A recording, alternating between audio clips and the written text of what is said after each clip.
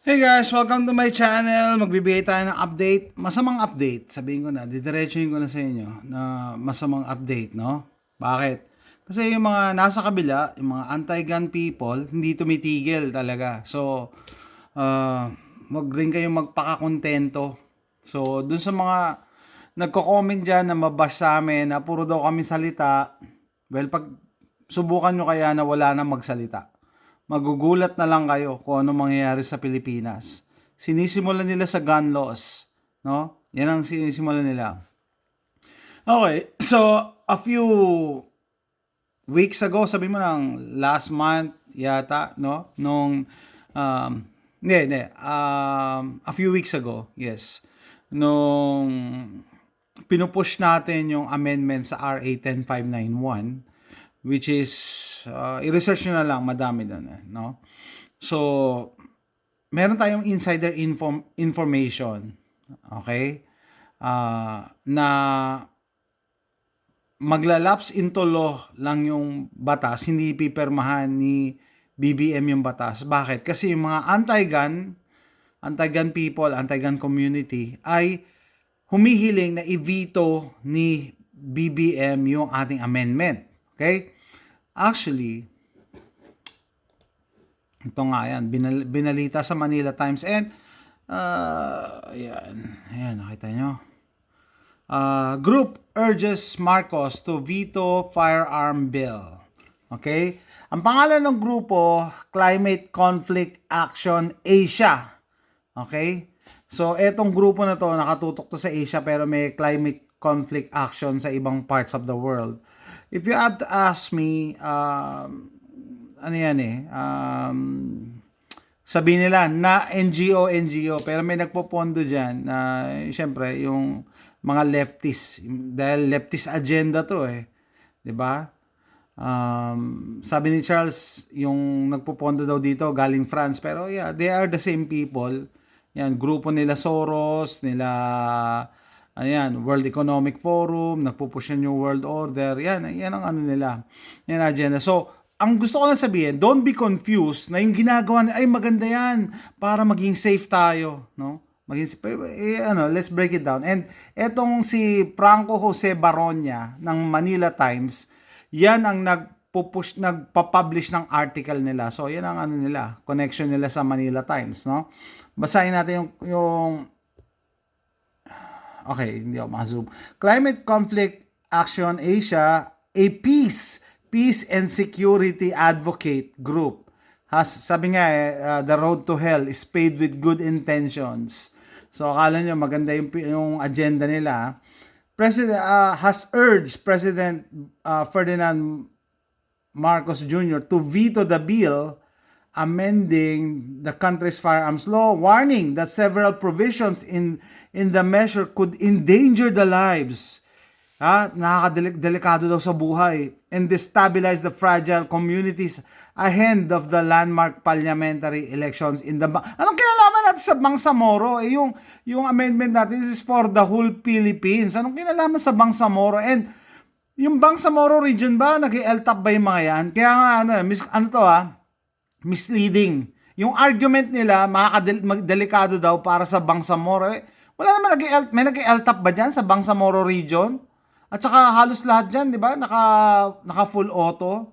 Hindi naman sakop ng RA 105 naman. Kaya misleading yan. Maganda yung intro. It could endanger the lives and destabilize the fragile communities ahead of the landmark parliamentary election in Bangsamoro. Bangsamoro yung tinututukan nila. Anong kinalaman yan? Ay, nakakabisit. Subscribe to unlock this article. Mahala kayo dyan. Basta, yun ang inaano niyan. Pinupush nila. Sila yung nagpupush na i-veto ni BBM yung ating amendment. To the point na kinausap ni Doc Lawrence yan, yung grupo na yan, yung Climate Conflict Action Asia, para malaman kung ano talagang saloobin nila. And ang kinalabasan, parang mga sinungaling, mga hunyango. Sabi nila, daw sila, misquoted lang daw sila ng media, ng Manila Times. Manila Times. So, anong nangyari, alam naman natin lahat ng nangyari, binito ni BBM yung bill natin or yung amendment natin, no? Citing, sasabihin ko na, yung tatlo na ayaw nila na mawala yung ballistic test, which I think Pilipinas na lang ang gumagawa. Lilinawin ko doon sa hindi nakakaalam, no? Pag binalistic ang bagong bili mong baril, i-record nila yan, yung, fingerprinting ng ng baril. After 10 years, kakaputok mo, kaka-range time mo, magkaiba na ang resulta niyan. Actually, delikado ka pa nga baka mamaya may makatulad yung baril mo na, what are the chances na may makatulad? Kasi marami nang gasgas yung grooves Di ba yung rifling nagagasgas yan? Hindi yan habang buhay.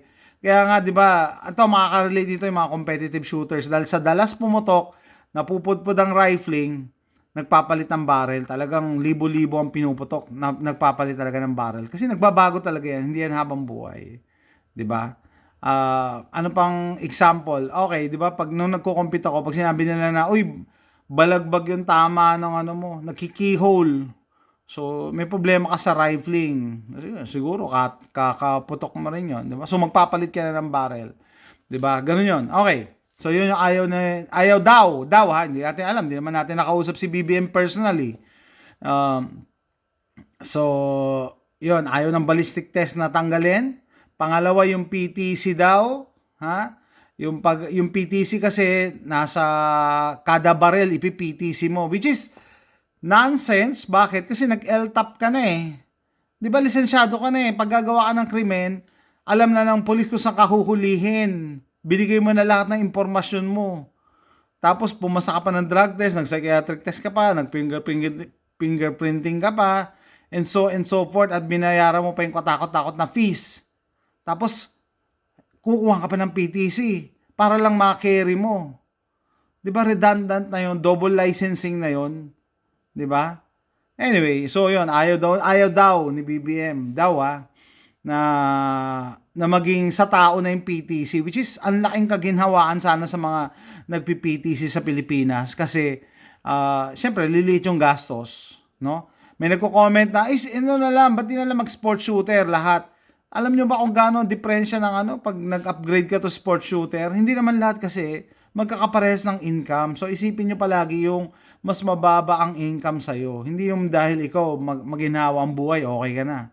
Hindi, isipin mo yung mga kababayan mo. Kasi ang batas para sa lahat dapat Mula sa pinakamataas at sa pinakamababa, sakop dapat yan. So yan. Yan daw, pangalawang argument. Ayaw sa ballistic test na tanggalin, ayaw yung PTC ilagay sa tao, at at ayaw, nakalimutan ko yung pangatlo. Yung, tama ba? Yung pagkikerry ba ng barel?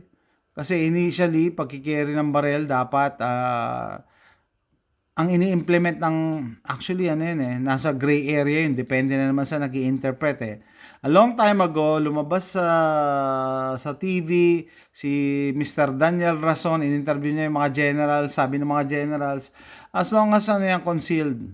Okay, pero, depende kung uhuli sa'yo, sabihin, bawal lang bawal, dapat, nasa case daw, nasa enclosure. Okay, so bag carry.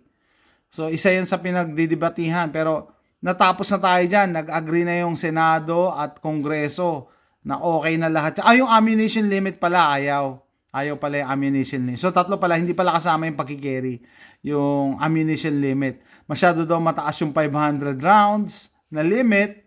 Kasi, delikado daw, ganyan. Kasi, actually, ang unang na-insecure dyan, yung mga police. Sabi ng PNP, mas mataas sila sa amin. 300 plus lang yata sila, 350 combat load nila. Actually, yung 350, I doubt kung dinadala nila yon everyday, no?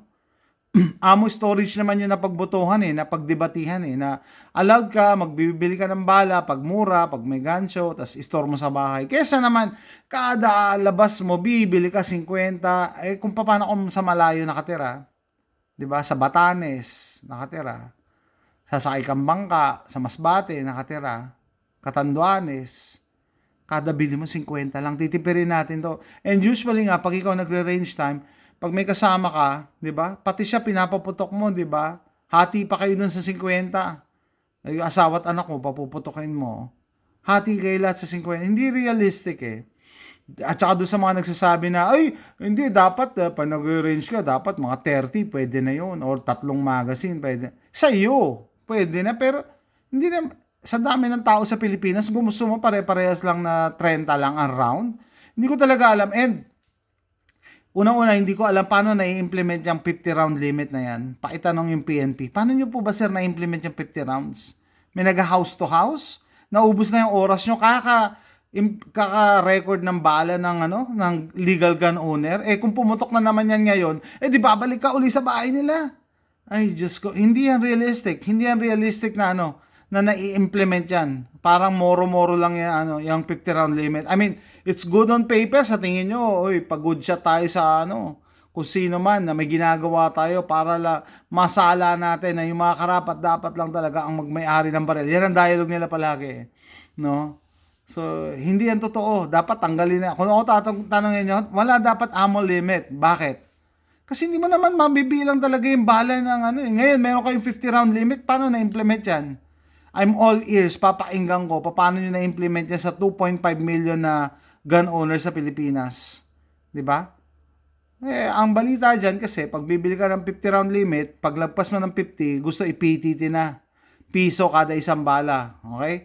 So, dun sa pag-veto ni BBM sa ating amendment para gumaan ang buhay ng gun owners, makatipid ang gun owners, ang tanong, sino talaga nakakumbinsi kay BBM? O talaga ba kinumbinsi siya o pinaperma lang siya? Hindi natin alam. No? Ang sagot dyan, sino ba ang nakinabang dahil na-veto ang bill? Alam niyo na kung sino nakinabang, di ba? Sabi ko nga, piso kada isang bala. Okay, so, yan magka-connect. So, tanungin nyo ako, yung Climate Action Group ba ang dahilan? Bakit I don't know. Or magka-usap sila nung nagpapirma kay BBM. Pwede rin na magka-joint force sila, no? Para ma-pressure si BBM. Pwede rin. Ang problema, ganito, hindi sila tumitigil, guys. Hindi tumitigil ang Hindi, ang mga anti-gun people, hindi tumitigil. So, naglabas na naman sila ng bago. Ito. Ayan. Oh, yeah. And then this is by the same guy na journalist daw.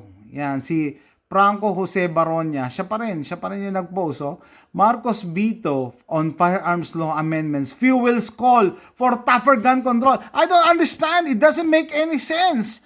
Na-veto na nga yung mapapaluwag ang gun law. Ngayon, humihingi pa ng tougher gun control. Bakit? Tapos yung reasoning nila, it's out of this world. Hindi magka-connect. Remember, dito sa una nilang panawagan na i-veto ni BBM yung amendment natin dahil daw sa Bangsamoro. Walang kinalaman yan dahil Bangsamoro yung region yan. Hindi naman, I doubt kung na-implement ang LTAP dyan.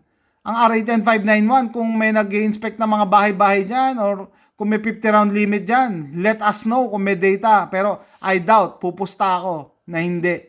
No? Yung mga mas bihira siguro ang may legal gun owners diyan. Oo, pero mas bihira. Kasi nga sabi 'di ba sa Mindanao, usapang open secret na 'to eh. Part of the culture na ang pagmamay-ari ng baril. Kada pamilya may baril. 'Di ba? Tapos yan ang dinahilan nila dito. Kaya this group is a joke, okay? Tapos ito na naman, dahil daw na veto, hihingi pa ng tougher gun control. Anong kinalaman doon? Ibig sabihin niya kaya nga na-veto dahil may gun control eh. Ayaw ngang maging malaya eh. So hihingi pa kaya, I don't know, hindi kaya merong dito, may Chinese connection to? Talagang sisikiling kayo, no? Hindi pa nakontento doon sa na-veto, hihingi pa ng ng gun control pa, mas mahigpit. No? Sabi ni ayan, ng article ni Franco Jose Baronia, suke, magkano kaya binabayad dito ng China? Yan. Veto of the proposed firearms amendments has reignited calls for tougher gun control where illegal and unregulated gun continue to drive most violent crimes. Okay, maganda yung unang statement. Totoo naman illegal. Pero bakit ang ang tatamaan ng tougher gun control na sinasabi mo is legal gun owners eh. Yan no, advocacy group, climate conflict action, praised the veto. O sila daw, tuwan-tuwa, nag-celebrate. As a step forward toward public safety. Ay, paano naging step toward public safety? Eh, yung una yung article is about Bangsamoro. Hindi naman niya sinasabi na for public safety. So kita nyo, gumagawa sila ng kasinungalingan. Nagsisinungaling sila. Okay? Republic Act 10591, also known as the Comprehensive Firearms Ammunition, allows civilians to carry guns in public and register multiple firearms. Weakening, pinapahina daw, safeguard against criminal behavior. Paano nangyari yon? Sinabi mo dito sa una mong statement, illegal and unregulated guns drive most violent crimes. Pero dito naman, yung RA 10591, civilians to carry guns in public and register, may registration. Pero papahinain daw yung safeguards against criminal. Bakit kayo ba yung criminal? Para bang directly sinasabi na nito, harap-harapan na yung mga legal gun owners daw ang criminal. The group said in a statement released on Thursday. Ano ba date nito? September 25, mainit pa, kapapasok pa lang. Thursday. 'Di ba? CCAA cited data, okay? Napakasinungaling talaga nitong CAA na to. CCAA that points to the scale of the problem. Loose firearms. O yun daw ang problem. Guns that are unregistered, have expired license are linked to 99% of gun crimes. That is true. So ang style nito, ng write-up nito, no? Hahaluan nila ng truth, tapos babaluktutin na nila yung katotohanan. Ano ibig sabihin? Ayan, 99% of gun crimes nationwide. Meaning, 1% lang ang legal gun owners involved. Hindi pa natin alam kung paano nangyari yon. Okay? So, 1% lang. Bakit hindi yung 99% ang atakihin nila? In 2014, nearly 70% of civilian-owned guns were considered loose, and by 2025, the Philippine National Police reported 545 firearms with revoked licenses. Data on unregistered guns remain incomplete. Incomplete ang data. Okay? Is urging Congress. Ayan. Kukulitin. So, kung gusto nyo kami manihimik, okay, sige. Dahil yung anti-gun people, papunta na para gusto nang kumpiskahin yung baril nyo. Ayan, is urging, ayan, lalakarin nila sa Congress pa lang to restrict civilian gun use to homes. Ito ang tanong ko, no? Ayan, restrict civilian gun use to homes. Bakit pwede ka ba magpuputok sa bahay? Pwede ka ba mag-firing sa bahay? Hindi ko maintindihan to eh. Anong gusto nila? Ang gusto nila, wag nyo nang gamitin sa labas yung baril. Wag nyo na ilalabas. Create a dedicated task force against illegal weapons and immediately destroy confiscated firearms to prevent black market recirculation. So, sabi nga kanina sa chat namin, pag yung baril mo, yung kotse mo kunyari, napasulang ng isang araw sa registration, diretso na yun sa junkyard. Ganun din ang gusto nila sa baril. No? Napasulang, wala na, criminal ka na. Sirain na agad yung baril mo. Kahit one day. Wala namang yan eh.